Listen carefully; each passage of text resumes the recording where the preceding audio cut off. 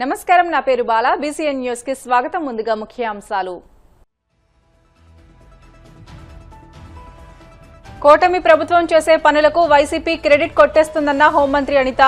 Mulapeta port 70% పనులు TDP హయాంలోనే పూర్తయ్యాయని వెల్లడి.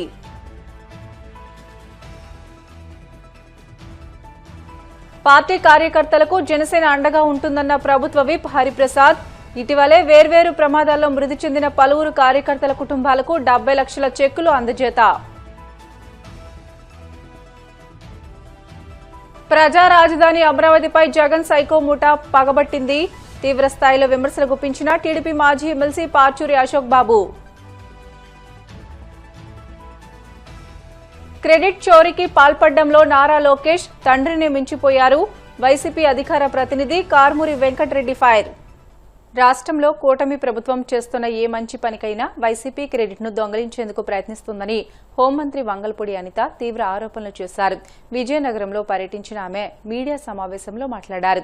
కూటమి ప్రభుత్వ హయాంలోనే అభివృద్ది పనులు వేగంగా జరుగుతున్నాయని స్పష్టం చేశారు.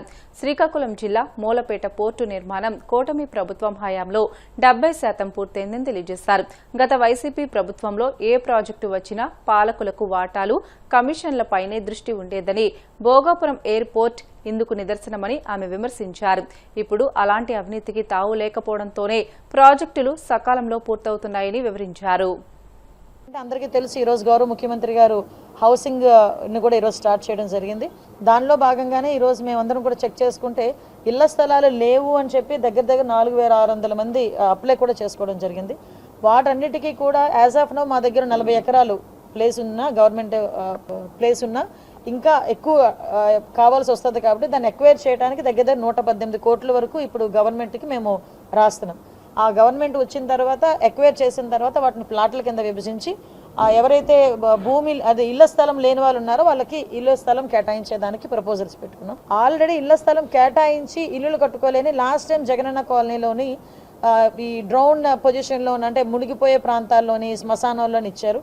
కొంతమంది చాలా మంది అక్కడ ఇన్ఫ్రాస్ట్రక్చర్ ఇచ్చినా కూడా వెళ్లే పరిస్థితులు లేరు. సో వాటికి ఏ రకంగా చేయాలన్నది ఒక 10 రోజుల్లోని రిపోర్ట్ కూడా ఇమ్మని చెప్పాం. దానికి కూడా గౌరవ కలెక్టర్ గారు అందరూ కూడా ఒక రివ్యూ మీటింగ్ కూడా ఇంకొకటి తీసుకుని యాజ్ ఎర్లీ యాజ్ పాసిబుల్ దాన్ని కూడా ముందుకు తీసుకెళ్తాం. మీ అందరికీ తెలుసు, లా అండ్ ఆర్డర్ విషయంలోని కూడా మేము ఎప్పుడు కూడా చాలా పర్టికులర్గా ఉంటున్నాం.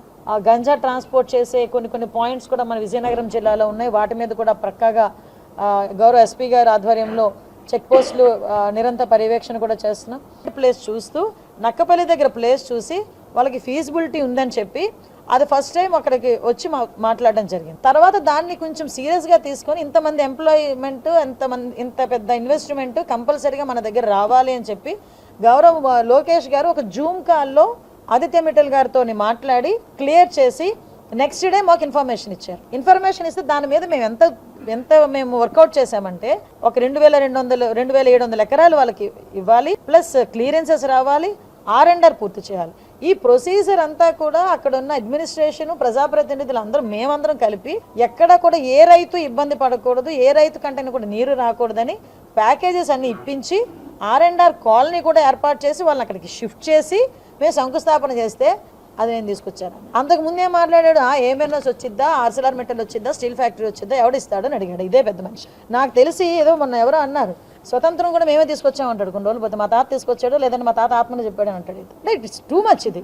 నేనేమంటానంటే పని చేసే గవర్నమెంట్ ఇక్కడ ఉంది. అది మేము ఏ రోజు కూడా నీకు మళ్ళీ అన్నా క్యాంటీన్లు మేము పెడితే వచ్చిన వెంటనే అన్నా క్యాంటీన్లు తీసి పడేసావు.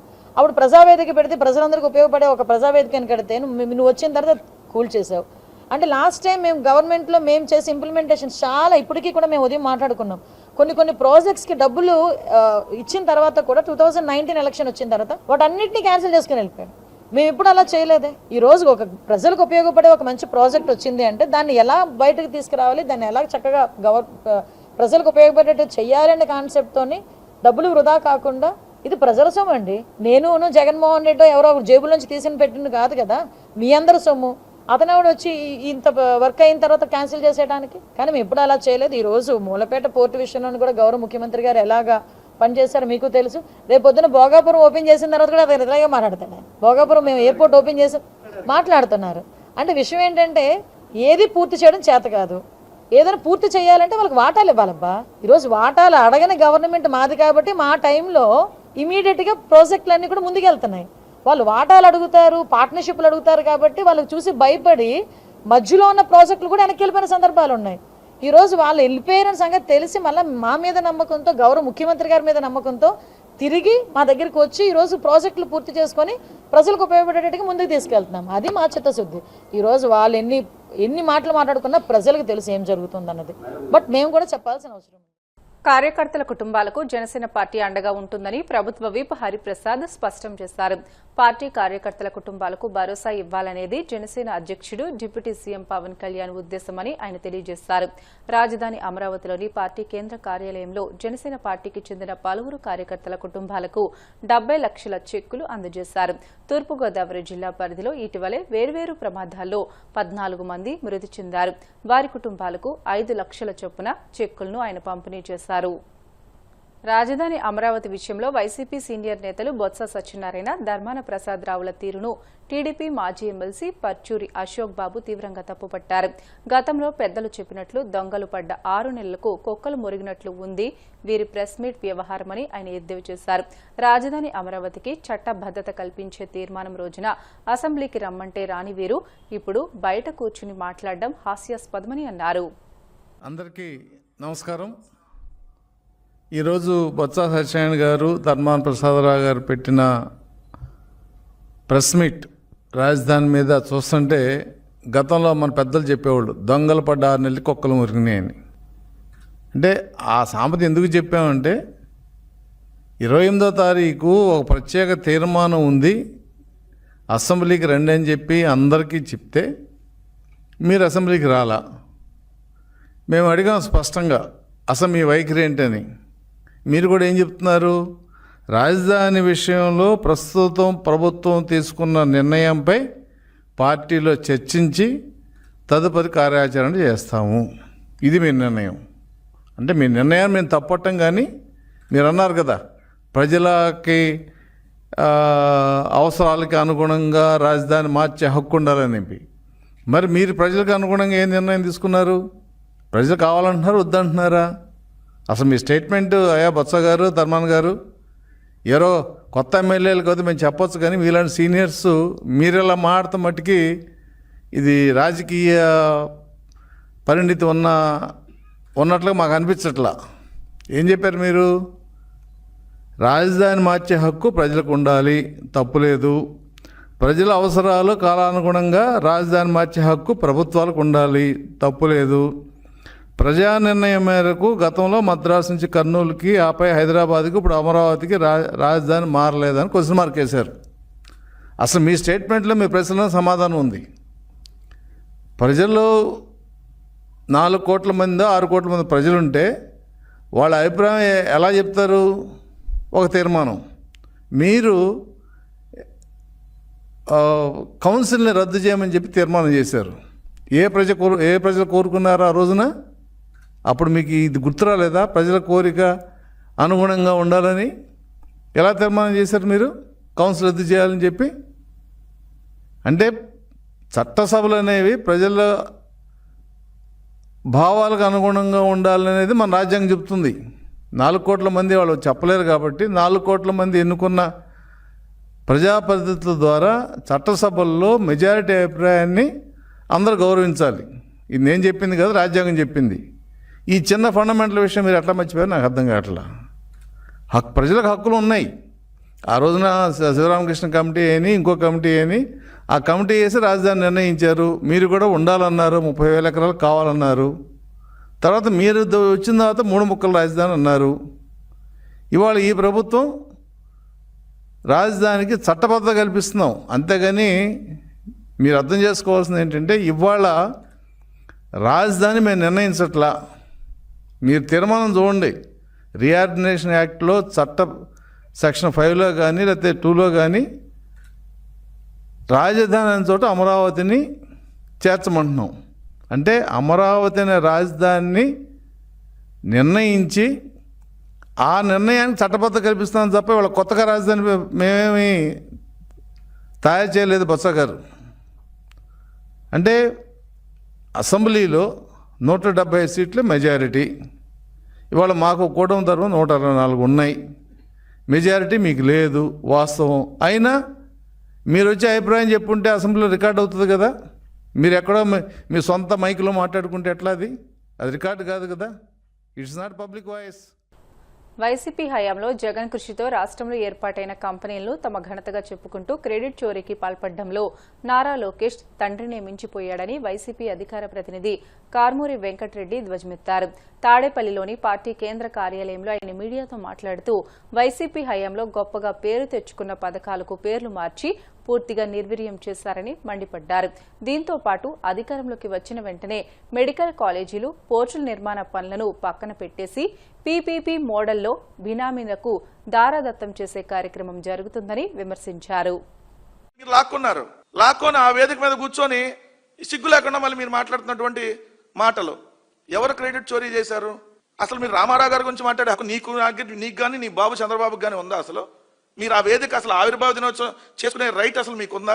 పిల్లనిచ్చినటువంటి మాకు చెప్పులేయించి ఆయన స్త్రీలోలుడుగా ఆయన మీద నగ్నంగా ఈనాడులో కార్టూన్ లేపించి ఆ పార్టీని లాక్కొని మళ్ళీ అదే వేదికగా కూర్చొని క్రెడిట్ చోరీ గురించి మాట్లాడుతున్నావా? మీ నాన్న వీ డోంట్ నీడ్ ఎన్టీఆర్ అన్నాడు. నువ్వు అప్పుడు చెడ్డీలు వేసుకున్నావేమో నాకు తెలియదు. మరి సో నీకు తెలియకపోతే ఒకసారి పాత పేపర్లు చదువు. నేను స్టాన్ఫోర్డ్లో ఉండవు, అయ్యి ఇక్కడ మామూలుగానే ఉంటాయి, ఏదైతే లైబ్రరీకి వెళ్తే ఉంటాయి, లేకపోతే మీ తెలుగుదేశం పార్టీలో ఉంటాయి. సో మీరు ఆయన మీద చెప్పులు వేయించి ఈరోజు అదే సభలో కూర్చొని క్రెడిట్ చోరీ గురించి మాట్లాడతా.